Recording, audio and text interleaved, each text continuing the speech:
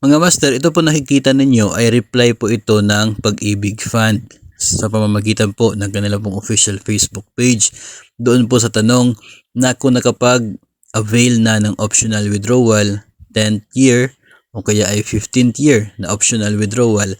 ay maaari pa rin bang mag-withdraw after ng 20 years mo, no? So ang sabi po ng Pag-ibig Fund sa kanila pong Facebook, official Facebook po nila ito, no, ang reply po nila ay maaari pa rin, no, pwede pa rin na mag-withdraw ng inyo pong savings sa kanila, maturity claims kung tawagin, kapag umabot ka na ng 240 months of equivalent contribution. So kahit po nag-avail ka noong nag 10 years ka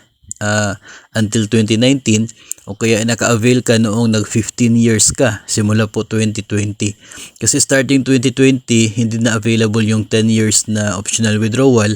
15 years na. So kung naka-avail ka ng kahit saan po doon na optional withdrawal,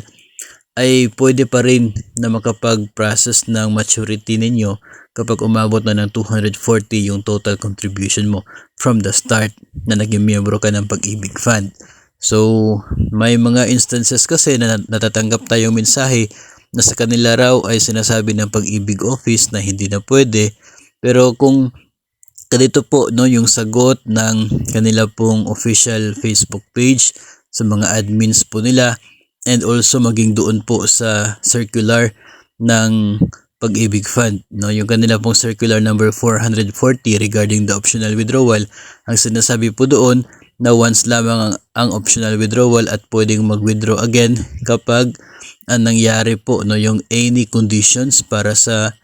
termination of membership. And ang sabi po ng Pag-ibig Law sa batas ng Pag-ibig, isa po sa termination of membership na reasons ay ito pong kapag umabot ka na ng maturity, which is 20 years. So hopefully ay makita po ito na mai-refer din po ninyo ang sagot na ito doon po sa inyong Pag-ibig Office kapag sasabihin po nila na hindi po pwede. Kasi hindi naman pwede na sasabihin ng